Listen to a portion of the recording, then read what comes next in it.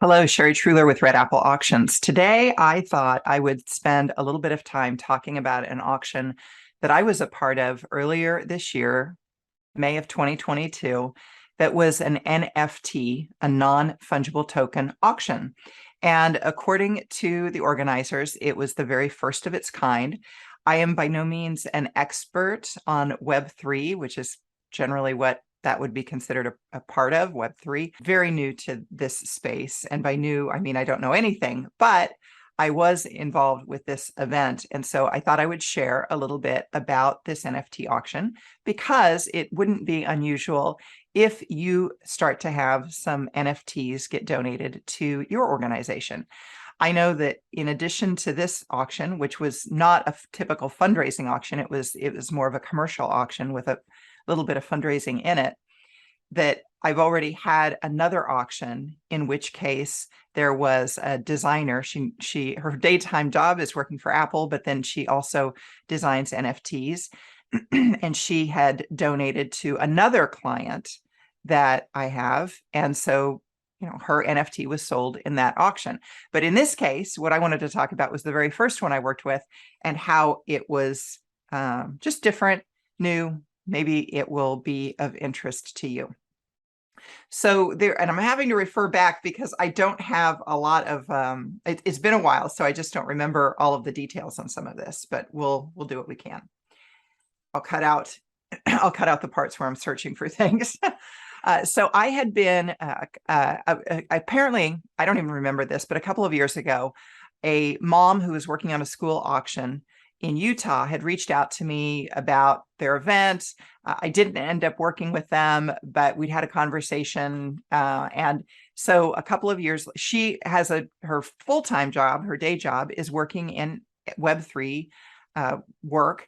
And so a couple of years later, when she had a client who was talking about doing an auction of NFTs, she's like, well, I do know one auctioneer, and she thought of me. So she had reached out to me and said, hey, do you want to be involved in this project? And so because I like to learn things, and I think that there's no better way to learn than to just kind of jump in and start doing things, I said, sure.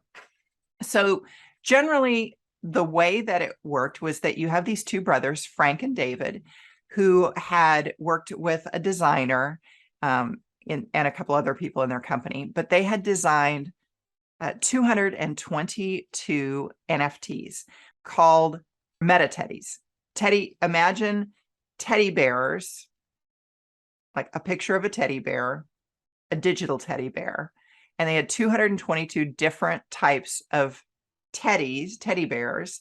And so that was what they were selling, is these 222 different types of teddy bears as part of their DAO. And a DAO is a acronym for decentralized autonomous organization. More or less, it's when you buy into the DAO. So if you buy one of these teddies, then you're part of a community and you can kind of vote on the direction of what this collective should do. That's how that would work. So they had released these meta teddies. And then as part of this release, they wanted to do some sort of an event. And to the knowledge of the woman that I was working with and her company, she worked with two other colleagues as part of their Web3 company. They had been hired by these two brothers to help bring this vision to life, this event to life. And so she had reached out to me, and that's how I was connected into the MetaTeddy project. So they wanted to have at this event it was a Phygital auction. And to their knowledge, it was the first Phygital auction ever. And by Phygital, it's a combination of the word physical and digital. And so they had sold some of the items that we sold in the auction, had both the physical component, the painting or artwork, along with the digital version of that artwork. So that was unique because sometimes, like this other auction that I worked, where there was an NFT sold, it was just the digital artwork. You didn't actually have like the original thing. So if I were to say that this coffee cup I was going to take a picture of this and make this into an NFT, then also sell the coffee cup, theoretically, there's more value in that because you have the original piece as well. That's kind of the thinking on it. So I sold, what did we sell? 7 items. We offered 7 items, 8 items. We offered 8 items. And some of the things that I'm not going to go into all of the details of NFTs.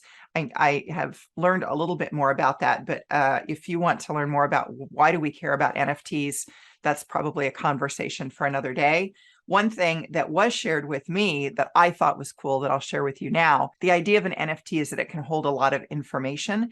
So in the case that example that had been given me is that if you have this kind of like a barcode or a QR code that holds information, that an NFT can hold more information. So for instance, let's say that you're buying a tomato at the grocery store and you were able to scan in an NFT off that tomato, it would be able to tell you what field that tomato was grown in, what pesticides were used on that field, when it was when that tomato was harvested, the trucks that it came up on. It can provide a lot more information. So even in the case of like grocery or tracking supply chain, there's a ton of information that can be built into that NFT that apparently isn't capable today on just QR codes. That's generally what I had been explained. I did actually to visit with another guy then at a different event about that. And he says, yeah, that's true. So I don't know. We'll go with it from there. What from those of you that are watching this that are probably more tied into auctions, however, what I had shared with the crowd there as to why they would want to buy an NFT at this event, here are some reasons that I had come up with that you might use in your event as well. First, in this case, I said that this was really unique. It was exclusive. It was rare. NFTs had not been sold in this way really before, or not much of anyway. Maybe it'll take off, maybe it won't, who knows? But the point is it's kind of up and coming in Web3. So I told the crowd, look, you're going to be one of the first ones. You are one of the first ones. You're at a in-person event. And typically when NFTs are sold, they are sold online. There's various online platforms where those are sold. In this case, we were selling them in person. I said that the attitude was different. Frank and David were interested in using technology for good and giving back. 2 of those 8 pieces that we sold went to nonprofits. They opted to sell one of the meta-teddies in their DAO. They sold that. He was decorated like a Ukrainian soldier, and that was given back to Friends of Ukraine. So the proceeds for that sale of that item went to Friends of Ukraine. We had another one in there as well that went to charity. So the second reason, the attitude was different. This wasn't all just about commercial. We were also selling some things that we're going to give back. Third, it was real. It was in person. And there's that old saying that you can't trust anyone on the internet because you can be a dog on the internet and sell stuff. You just don't know. But when you put your face to it, it becomes more real. And so I talked about the fact that, look, some people are selling NFTs. You have no idea who they are. In this case, it was real. You can be the judge. You're visiting with these people. They put together a really interesting panel before the auction. This panel got up and talked about some of the Web3 initiatives that they were involved in, what they were doing in their own businesses with it. So that was interesting. So in an industry full of scams, in this case, you could be the judge, people sitting in the room. You could be the judge of whether or not these are trustworthy people and whether you want to be involved with them in the future. Fourth, I talked about the fact that they're building a community. There was some dynamic people that had already bought into this, and that when you bought into the collective, that DAO, you bought one of those meta-teddies, that you were able to then be part of this, and you are part of a community. And a lot of people online are not part of communities. And if you want to be part of a community, here's a group that is pulling events together, face-to-face events that are part of this collective. And then finally, I said it was going to be fun. Or at least that was my job, was to try to make it fun for the crowd as we sold the items on the through the auction itself. Now, the rules of engagement were a bit different. When I would never talk about how we're going to do currency transactions in a benefit auction because it would be pretty well established.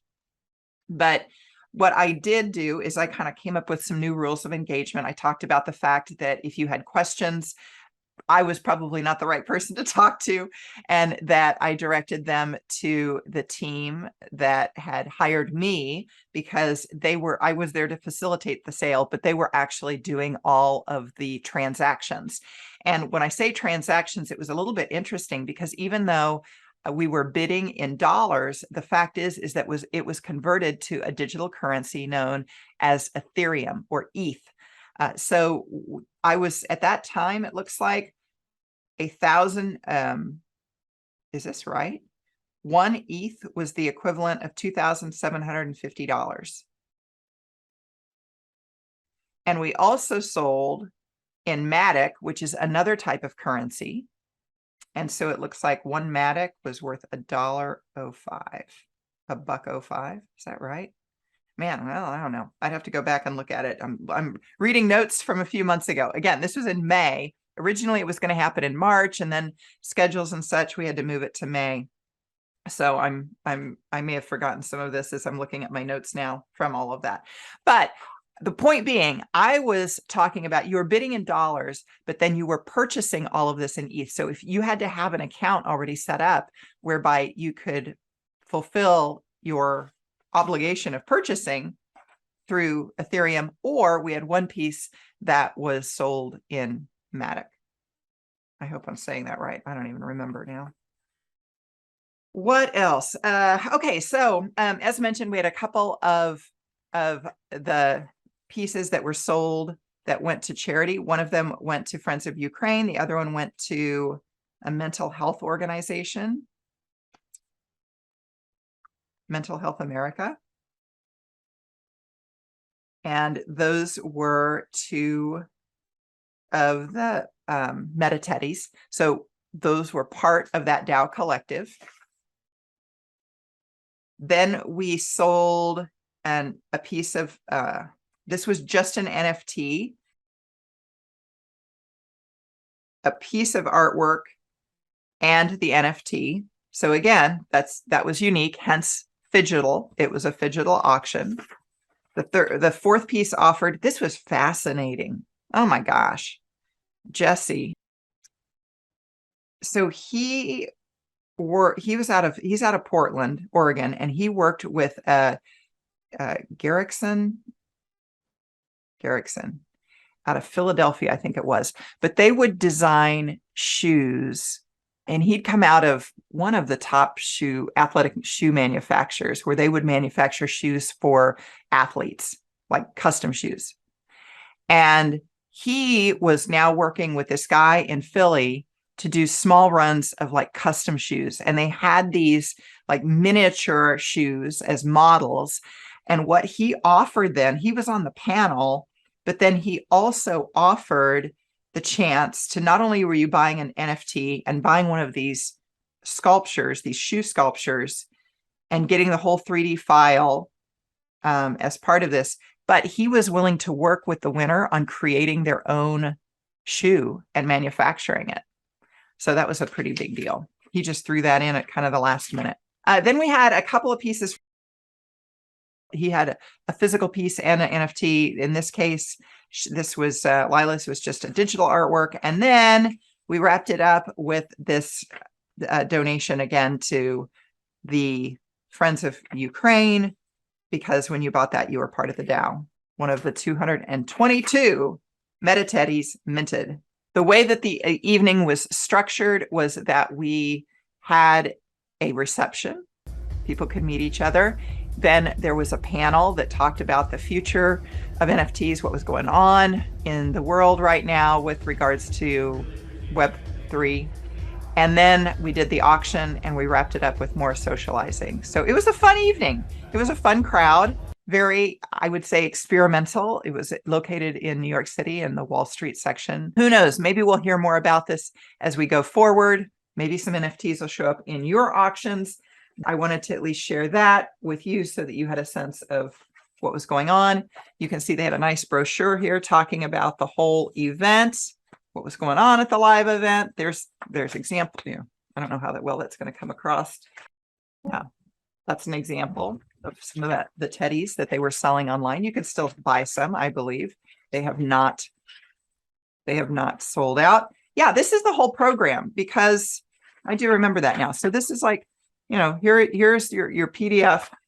Quite frankly, this is better than some of the programs of my full-time auction when they're doing full-time benefit auctions, because they have the whole, look, the artwork's there. This is a program. This is a catalog. They did a nice job of pulling this together. Auction catalog. All right. If you're looking for more traditional benefit auction information, you can find that on my website or over on my YouTube channel. As always, good luck to you in your fundraising auction.